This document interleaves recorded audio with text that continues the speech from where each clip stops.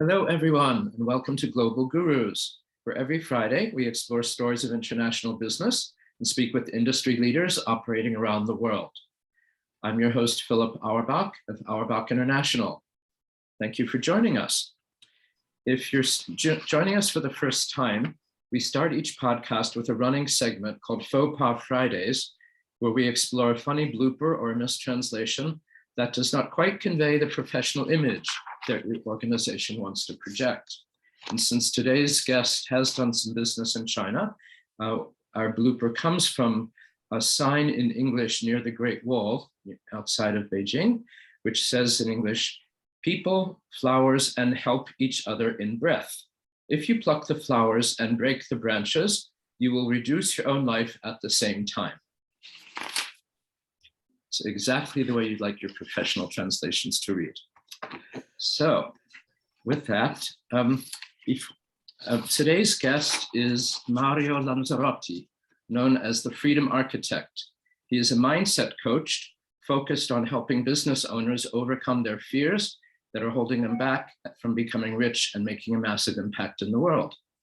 After selling his custom shoe brand, Awl Sundry, in 2019, Mario now travels the world on a mission to raise the consciousness of humanity through his workshops that are focused on transformational mindsets. Welcome, Mario. Delighted that you're with us. Philip, thank you so much for having me on the show. I'm super excited, and I love the story that you just shared. And I can definitely relate to, having done some business in China, that there are big differences in the way that we perceive what is the right way of doing business. Good. Well, perhaps you can start with that, or give us a bit of your background and then plunge in and give us some examples of that. Yeah, sure. So I was born and raised in Germany. My dad is Italian, so I was raised bilingual, and I spent a lot of time in the US. I went to a university there. I also spent a lot of time in South Africa, where I went to a boarding school, and that really opened me up to the world of international possibilities. And, as you said, in 2019, I sold my custom shoe brand, Awl Sundry. And when we started out in New York in 2014, we were first sourcing our handmade shoes in China. And while that has brought us a lot of blessings, it was a really challenging way to get there, and mainly because of the understanding of quality. China is not necessarily known for its approach to making custom approaches to products. They're more, numbers, do those in great ways, and they have created great success. For us, we demanded a lot of attention to detail, and that went from customers seeing, okay, the leather is not the same on the heel that it is on the toe. There's slight differences. And, then sending that back to our quality manager, and the quality manager pretty much telling us in a nice way, go F yourself. That you're asking too much, you're a perfectionist. And we're like, we're selling custom made shoes, handmade custom shoes. They have to be close to perfect. So you need to understand this. So, there were times where the person that we were dealing with just all of a sudden decided to shut down communication, and we were relying on them, and we were freaking out because they're like, well, what are we going to do now? To the times where they didn't deliver the shoes because they were unhappy with the way that we were communicating with them. So, I've been through my fair share of experiences with dealing with international clients and suppliers, and have learned a lot in the process. Wow. So did that force you to change suppliers in that case? Ultimately, it did. Yeah. It did. So we ended up looking for two different routes. One was to do the custom route in Italy, where I flew to Italy and I sourced a family-owned business, and they were then making the shoes for us, which went really, really well, because they also had a different understanding of what it means to serve a client, the end client. I had a feeling the Chinese partners that we were working with, they were more interested in the B2B approach, not so much in what the end customer might like. And we also had another option, which was India, for a ready-to-wear line of shoes that were coming at a much lower price point. And that also turned out to be quite a difficult adventure because, in Asia, there's this idea of saving face. And it's not as direct as it is in, for instance, in America or in Europe, where you tell people straight to the face what the matter is.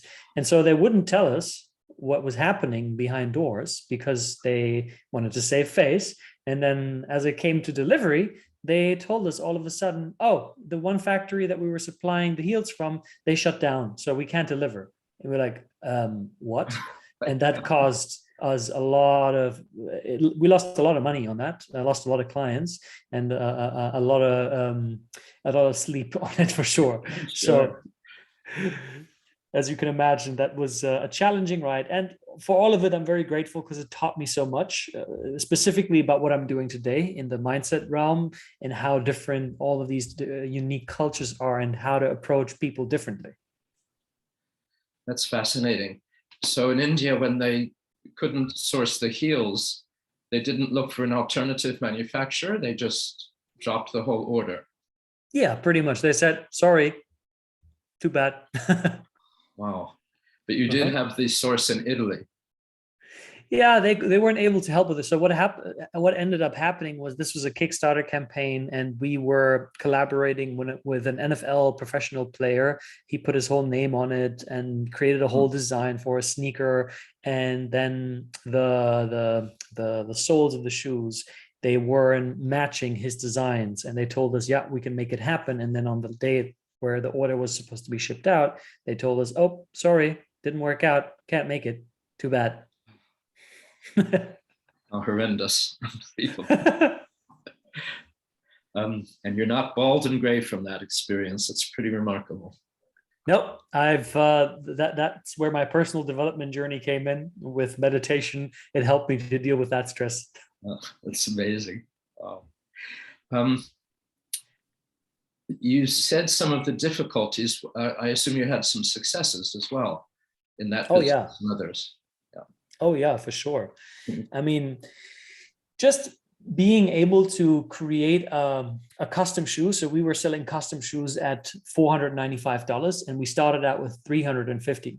And even at the $350 price point, we still had a decent margin for profit. It wasn't the best, but it allowed us to set foot on the stage where we got noticed by a lot of magazines, by influencers, by great clients all over New York. They were like, how is this possible that you can make $350 handmade custom shoes that really had a great quality? It wasn't like cheap quality. The materials were still shipped from Italy to China, and they were making them by hand there. And they did go above and beyond to make this happen. So we built, really great connections with them. My business partner flew to China. He was able to learn how things work in China and how you need to know the right people to open the right doors. It's not so much, just look online and find someone and then place an order and you'll get it, which is more the approach in Europe or in the US. In China, it's really about you got to shake the right hands. And that definitely allowed us to establish ourselves in New York as a successful startup and e-commerce brand. So we're very grateful for that. So when your partner went to China the first time, did he know anyone? Or how did he find the connections? So he did not know anyone. He just knew that Guangzhou is the area to go for manufacturing and like fashion and shoe products. And I think he did some online research, and then he ended up finding several suppliers, and he ended up going to many of them, talking to them. And then he found one specific lady with whom he then developed a relationship. And this lady, that's the one with whom we had a lot of ups and downs, bless her soul. And she did the best she could. And yeah, I think at some point you just have to acknowledge that if you want more quality also in the way that you are interacting with people, you need to be able to invest more. And we did. It was worth it for us because we didn't want to have the stress anymore. Invest more money or invest more time and effort, or both? all of it. Invest more money. Making the shoes in Italy for us was definitely a bit more expensive, but also more of an effort. I had to, I remember flying to Florence. Then I drove out to several of the factories, met up with the families. Eventually, we found one of them, and establishing that relationship. Italy is very much a traditional country with very traditional values, and they want you to show up in person. They're not like, oh, there's this American dude who just opened this cool sexy brand. I don't care about that. Italy's been making shoes for a lot longer than we have. And Right. so they wanted to see us, and they wanted to see that we really mean what we were saying. And so I needed to go there. I remember I even brought my father up from Sicily, who I'd said, if the two of us show up together, it will create more of an image of trust, instead of my Indian partner, who doesn't really radiate a fashion brand and a successful entrepreneur that the Italians might trust. And there's a lot of stereotypes that are, clashing together.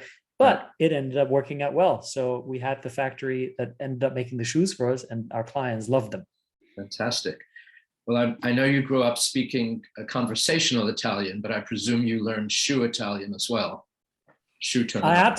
I had to, I taught myself, and I never went to a school in Italy, but ever since I was a little child, I spoke with my dad and my family in Sicily. So I speak fluently. I wouldn't say that doing business in Italian is as easy as it is for me in English. But if I really had to, I would find a way. Right, of course, that's great. What are some of the communication differences that you encountered, either in those experiences or others? Do you mean specifically in Italy and in China, or just in general? In general, China, Italy, India, these countries in which you've done business. That's a good question. So I would say, when it comes to America, I find people are very open about how they feel about your products and your services. And it was never really, for me, a question of, is this going to happen or not? I felt like I knew it straight from the beginning. When it came to China and India, it was often like they might say one thing, but they might mean a whole different thing. And I learned that a lot with my business partner when he dealt with the companies in India. When we would have the first business meetings and we would talk about the shoe lines and the opportunities and the possibilities, they were like super hyped. And then a day later, we got the email, yeah, no, this is definitely not for us. I'm like, wait, what happened here? Because yesterday you were so excited and you were like, this is amazing. And today you're like, no, this is terrible. We definitely don't want to be part of it. So it was about learning to read between the lines, and it was also about understanding cultural differences, especially because I find that on the Asian side, there the we is much stronger of a focus compared to in the Western realm, especially in the US. The individual has much more of a focus. So when I was speaking to people in China and India, it was a lot more about family values. It was more about making the family proud. It was about and people were asking me, what do your parents do? Where do your parents live? I rarely got asked that question in the US. It was more about my own journey, not so much about what my family does. In the beginning, I was like, wait, why are you asking me about my family? I'm the one doing business with you. What does my father to do with you being here? And even my business partner, he's from India. He's now in the US. He's a citizen now, and he often kept asking me in the beginning about my family background, and I was like, that's interesting. It's like he really wants to know what's the kind of home that I come from. And even to this day, I saw him a couple of weeks ago. He still asks me about my family, how everyone is. He still remembers every single person. Some of them came to meet in New York over the years. And I find that if you want to do business in these regions, you want to play that card. You want to talk about your family. You want to bring in the legacy. Maybe that if you are someone that talks about legacy, and you want to talk about the legacy of your family and how you are deciding to move that legacy forward, if you're someone that takes a stand for generational wealth. These are very important things, and they create trust in the eye of the other person. And I think that's something that is valued very highly.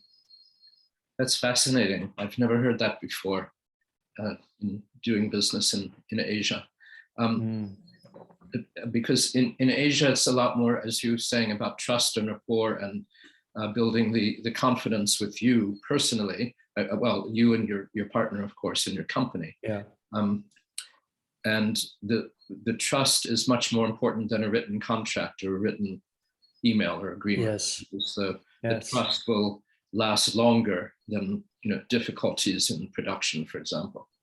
And here I can give you another example that's where you just brought up.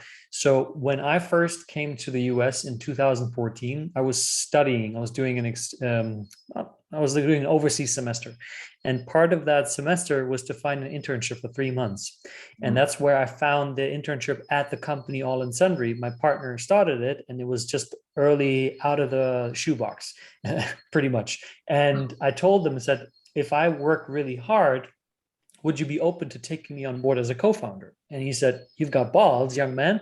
Let's see if what you're saying makes any sense. So I did, I put in the work, and then he said, okay, I want you on board as a co-founder. And so we got along so well. We had almost like a brotherly relationship that he never gave me a formally written contract. Nothing, no agreement. We pretty much just agreed on like a hug and a handshake. And I remember coming back to Germany and my stepfather asking me, it's like, so this sounds super exciting. Like, send me the contract that you guys have just to make sure that you're not getting screwed over. And I'm like, yeah, sure, I'll send it to you. He asked me once more, like a month later, yeah, you want to send it to me? Like, yeah, I'll email it to you. And I never did, because there was no contract. And my father stopped asking. And to this day, we've honored the agreement simply through the handshake, because there's so much trust between the two of us. But just so you see the difference between someone from India and someone from Germany, like it all has to be in order versus I trust you. That's fascinating. It's amazing. One of the other concepts you mentioned is saving face, which is very prominent in Asia. And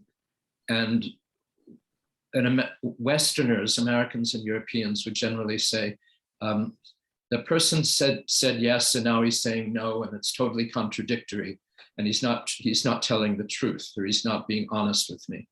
And the concept of saving face and actually truth telling in Asia is not this inviolate value that sort of is descended from the Ten Commandments, but instead truth means what's appropriate in the situation.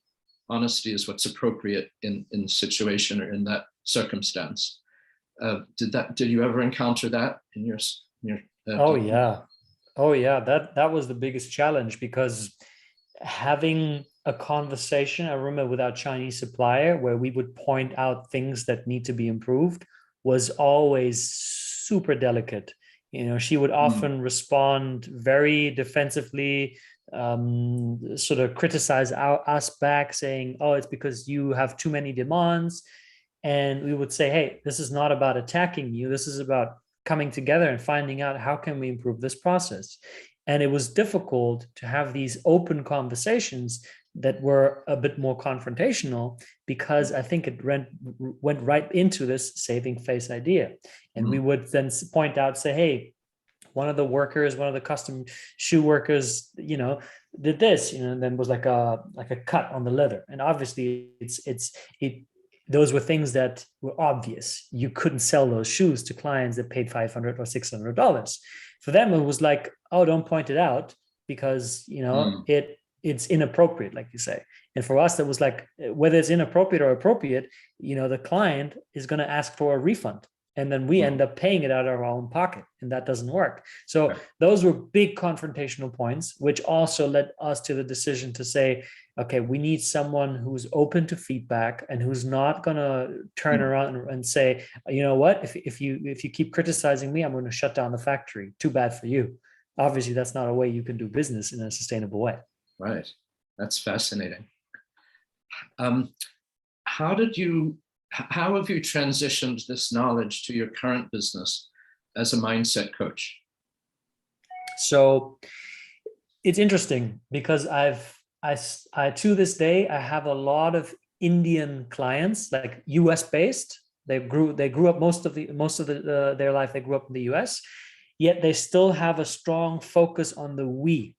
And so most of them, the people that I work with, are entrepreneurs or business owners. And while they have the strong touch of the American entrepreneurial, let's say, hustle culture, go for what you want, the American dream, when it comes to confidence and when it comes to being vulnerable, especially within their own families, it's a huge challenge for them because there's so much pressure on their shoulder already because they went the traditional path. Because if you're coming from Indian background, you're either supposed to be a doctor, a lawyer, or a software engineer at Google. Anything other than that is considered like ultimate failure.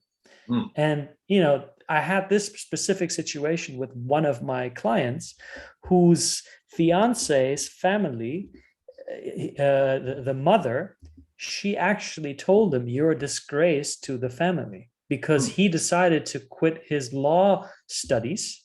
He didn't want to be a lawyer anymore because he's a very successful entrepreneur. He's young and he's doing very well. And he loves it. He's great at it. He's a super kind and generous person. But for the mother for his mother-in-law, this was like the ultimate disgrace. And it caused so much anxiety in him. So guiding people that are coming from these cultural backgrounds, for me, required having them me to understand that this is such a strong driver in their lives. So it is about, returning them to the I, to the individual, to see that you as an individual have inherent worth, regardless of what your family might think about your chosen path. And that's a big challenge for them. And so, that has taught me a lot and it's also taught me a lot just to see that ultimately, it doesn't matter what culture you come from. We all want the same things. We all have the same human needs. Right. It's just that we fulfill them in different ways. And there's not really a right or wrong in which way we're doing. And we're just looking for the way that is most appropriate for the individual that comes from different cultures. That too is fascinating. What about when you work with Europeans? Do they have a similar mindset? Because also in Europe, they're traditionally, not as much now, but say 40 years ago, there was an aversion to entrepreneurship. It was a lot about family business and joining the bureaucracy, but not venturing out on your own, because unlike in the US, if you fail, you're considered a failure for life. In this country, in the US, if you fail, in a way, that's a badge of honor, because that means you've learned and you carry on and create a new business. Learn from your mistakes. Spot on. And, when we say Europe, I speak mostly for Germany because, I was born and raised in Germany. And I think when it comes to Germany, or, I'm sure we can find other European countries that are very similar, I have always been looked at as someone who is very strange because and especially in Germany, I did the unthinkable. So I was in a pilot. I was on my way to becoming a pilot for Lufthansa. And at the time that I was doing it, that was like becoming an astronaut for NASA in the US. So I was essentially a made man. I had my whole life mapped out. It's ultimate security and it's very, very high pay for someone who doesn't, pursue an executive career. As a pilot, you get paid very well and you're taken care of. And I quit that career. Exactly. And prestige, more than everything, prestige. People look at you thinking like you're some sort of a demigod. Right. And now, while that's not true, not even close to true, I did the unthinkable and I said, you know what? I quit. This is not for me anymore. And I had so many people who came to me and said, why? Oh my God, how could you do that? It went this far, Philip. where after that, I went to study in Berlin. And just for the sake of it, just for fun, I became an extra at like a talent agency. And I was put into some TV shows in Germany just for fun. I just wanted to try it out. And one of the shows was on a bigger TV show in Germany, and a lot of people recognized me. And then online on Facebook, a friend of mine forwarded me a thread where they talked about how I, sank so low after having given away my pilot career, and how stupid could I be? People would actually talk about me. And it just is proof that in Germany, still today, it's changing, but it's still there. It's this follow what the authority tells you to do. And most of the authority tells you to do is go to school, go to university, then get a high paying job, stick with that job, don't change the job, do one thing, maybe do two things, but don't you dare become an entrepreneur. So for me, that's always been a big challenge to pursue this individual path. And this is why I felt so called to the US. And to this day, I have very few clients from Germany, very, very few, because that mindset shift of I am an individual, and failing, like you say, is a badge of honor. In Germany, that's like, ooh, no, don't you talk about that. That's taboo. That's fascinating. So most of your mindset clients are in the US? So yeah, by far. Yes. Okay. And I know you're primarily based in Cape Town. So when you're there, your clients, you do it remotely, I presume, to Europe, which is the same time zone, and then separately to the US, right? Correct. Yeah. And South Africa is a different story. There is a lot more of an entrepreneurial drive in Cape Town establishing itself, especially in the younger generations. And now with crypto, web 3.0 and all of that fun stuff, there's a lot coming up. And there, what's missing is a lot of the long-term view. Because if you know very well the history of the country, the recent shift from apartheid has only been, like 20, 30 years ago. That is still sitting in the parents of these young entrepreneurs. Yes. And there's a sense of entitlement, sense of like, I've suffered so much and have experienced so much hardship. Now I deserve to just be given everything. I don't need to do anything for it. And you see that in a lot of the youth. And I've worked with a lot of youth in South Africa, and they get very excited in the beginning, but the consistency and the patience to wait for something to come back, maybe only in 5 to 10 years, is very difficult to find. And that's another challenge that I'm encountering now. Are you talking about the Black, Indian, and colored youth in South Africa, or not the whites? The whites have always been entitled, have always been. Mostly black, like the at least my personal experience that I've had, because I ran a mentorship program in South Africa where I mentored up and coming entrepreneurs free of charge, and pretty much gave them all of the leadership and mindset training that I went through. And there were some absolutely amazing individuals who've done really, really well. And I've had a few that, just disappeared on me. Just didn't show up anymore, because this sense comes in of like, this is taking too much time. I need to come back every single week, all the time. Like, I want instant gratification. I want it now. Right. And I've seen a lot of that even in the business circles, in the higher business circles. So those are some of the challenges that I've personally experienced. And maybe I'm the only one. I'm not saying that that's for everyone. That's fascinating.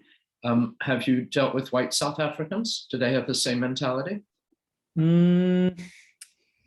mean, I have more on a partner level of organizing things together, but I have not experienced that.